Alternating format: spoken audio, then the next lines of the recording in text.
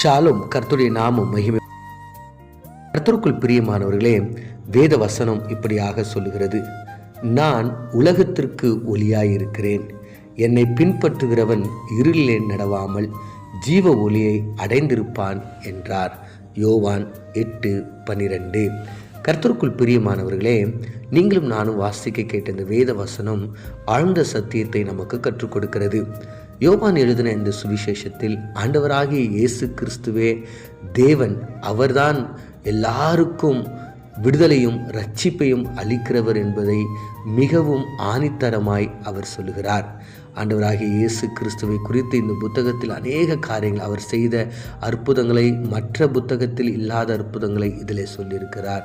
இங்கே பார்த்தீங்கன்னா அநேக அவர் வாசலாக இருக்கிறார், அவர் ஒளியாக இருக்கிறார், ஜீவ அப்பமாக இருக்கிறார், அவரே நித்திய ஜீவனுக்கு வழியாக இருக்கிறார், அவரே மெய்யான திராட்சை செடியாக இருக்கிறார் என்று அநேக காரியங்களை அவர் ஆணித்தரமாய் சொல்லுகிறார். இந்த இடத்துல எல்லா இடங்களையும் நீங்கள் வாசிக்கும் போது, பார்க்கும் போது நீங்கள் பார்க்குற ஒரு காரியம் என்னன்னா, ஆண்டவர் தான் உண்மையான தேவன், அவர்தான் நம்முடைய இரட்சகர் என்பதை இந்த புத்தகத்தில் நம்ம தியானிக்க முடியும். அதனால் நீங்கள் யோவான் 1வது அதிகாரத்தில் கூட பார்க்கும்போது அவர் சொல்கிறார், அவர் ஆதியிலே வார்த்தையாய் ஒளியாய் இருந்தார், அவர் இப்படி அப்படின்னு சொல்லிட்டு நிறைய வசனங்களை நாம் தியானித்திருக்கிறோம். இங்கேயும் அவர் அப்படி தான் சொல்கிறாரு.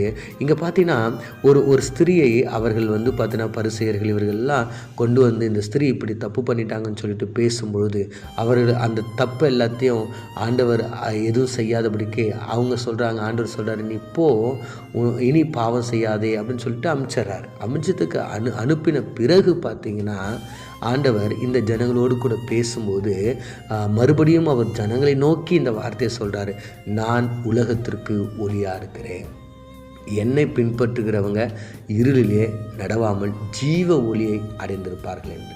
கர்த்தருக்குள் பிரியமானவர்களே, நம்முடைய தேவன் நமக்கு அவர் ஒளியாக இருக்கிறார், பரலோகத்தில் நம்மை சேர்க்கிற ஒளியாக இருக்கிறார். இந்த உலகத்தில் பாவத்தின் பிடியிலும், சாபத்தின் பிடியிலும், கஷ்டத்தின் பிடியிலும், வேதனையின் பிடியில் இருக்கிற எல்லாருக்கும் அவர் ஒளியாய் இருக்கிறார். அவரை விசுவாசிக்கிற அவருடைய பிள்ளைகளாய் இருக்கிற நமக்கு அவர் ஒளியாய் இருக்கிறார். நம்மை பாவத்திலிருந்து அவர் பரிசுத்தமான ஒரு வாழ்க்கைக்கு கொண்டு போகிற ஒளி, சாபத்திலிருந்து ஆசீர்வாதத்துக்கு கொண்டு செல்கிற ஒரு ஒளி, இந்த உலகத்திலிருந்து பரலோகத்திற்கு கொண்டு செல்கிற ஒரு ஒளியாய் அவர் இருக்கிறார். அப்போ அந்த ஒளியை பின்பற்றுகிற நாம், அந்த ஒளியை நாம் பார்த்து அதில் நம் நடக்கும் பொழுது, அந்த ஒளியினுடைய வெளிச்சத்தில் நம்ம இருக்கும் பொழுது நம்முடைய வாழ்க்கை மிகவும் ஆசீர்வதிக்க இல்லை. அப்போ பாருங்க, இங்கே சொல்கிறாரு, இருளில் அவன் நடக்க மாட்டான். என்னை யார் பின்பற்றுறாங்களோ அவன் இருளில் நடக்காமல் அவங்க பார்த்தீங்கன்னா ஜீவ ஒளியை அடைந்திருக்கிறாங்க. அவங்களுடைய வாழ்க்கையில் பார்த்தீங்கன்னா இருள் என்ற ஒரு காரியமே இல்லாமல் அவங்க ஒரு ஜீவ ஒளியை அவங்க என்ன பண்ணுறாங்க, பெற்று இருக்கிறாங்க என்று சொல்கிறாங்க. கர்த்தருக்குள் பிரியமானவர்களே, தேவனுடைய பிள்ளைகளாக இருக்கிற நீங்களும் நானும் இன்றைக்கி எப்படிப்பட்டவர்களாக இருக்கிறோம்? நம்ம வெளிச்சத்தில் நடக்கிறவர்களாக இருந்து கொண்டு நம்ம இருளில் நடக்கிறோமா? அப்போ நம்முடைய வாழ்க்கையை நம்ம மாற்றிக்கொள்ள வேண்டும். அப்போ ஆண்டவர் தான் உண்மையான ஒளி. அப்போ நம்ம உண்மையான ஒளியை நம்ம பின்பற்றும் போது இந்த உலகத்தினுடைய இரட்சகராகிய இயேசு கிறிஸ்து என்கிற அந்த தெய்வத்தினுடைய ஒளியில் நம்ம நடக்கும் பொழுது நாம் மற்ற இருளை நாம் சார்ந்திருக்கக்கூடாது. இந்த உலகத்தில் காணப்படுகிற அநேக இருள்களை நாம் சார்ந்திருக்கக்கூடாது. இருளை நாம் நாடி போகக்கூடாது. இருளின் பிள்ளைகளாய் நாம் இருக்கக்கூடாது. அப்போ இருளின் பிள்ளைகள் என்றால் இந்த சாத்தானுடைய காரியங்களுக்கும், சாத்தான் கொண்டு வருகிற எல்லா சோதனைகளுக்கும், சாத்தான் செய்கிற எல்லா கிரியைகளுக்கும் நாம் விலகி இந்த வெளிச்சமாகிய நம்முடைய ஆண்டவராகிய இயேசு கிறிஸ்துவோடு கூட நாம் நிலைத்திருக்கும் போது நம்முடைய வாழ்க்கை ஆசீர்வாதமாய் மாறும். அந்த இருள் நம்முடைய வாழ்க்கையிலிருந்து எடுத்து போடப்பட்டு நிரந்தரமான நித்தியமான வெளிச்சத்தை கர்த்தர் நமக்கு தருகிறார். பாருங்க, இருளை நம்ம உண்டாக்க முடியும், ஆனால் வெளிச்சத்தை உண்டாக்க முடியாது.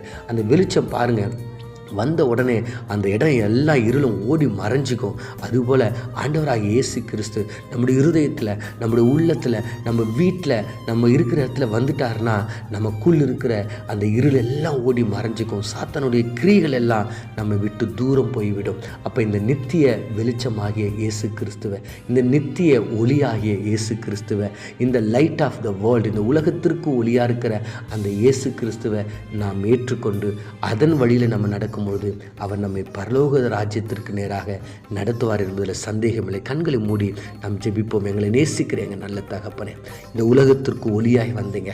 எனக்கும் என் குடும்பத்திற்கும் நீங்கள் ஒளியாக வாங்க. எங்களுடைய கஷ்டத்தை, எங்களுடைய நஷ்டத்தை, எங்களுடைய சாபத்தை, எங்களுடைய வியாதி என்கிற இந்த இருளெல்லாம் எடுத்து போட்டு எங்களுடைய குடும்பத்தில் நித்திய ஒளியை கொடுத்து அன்றைய இந்த ஒளியை பின்பற்றிருக்கிற நாங்கள் அன்றைய ஜீவ ஒளியை பெற்றுக்கொள்ள, ஜீவனில் நடக்க எங்களுக்கு உதவி செய்யுங்க சார். தொடர்ந்து எங்களுக்குள்ளே இருக்கிற ஆண்டவரே இருளை எடுத்து போட்டு இனி நாங்கள் ஆண்டவரே ஒளியின் பிள்ளைகளாக இருக்க எங்களுக்கு உதவி செய்யும்படியா இயேசுவின் மூலம் ஜெபிக்கிறோம் நல்ல பிதாவே, ஆமென்.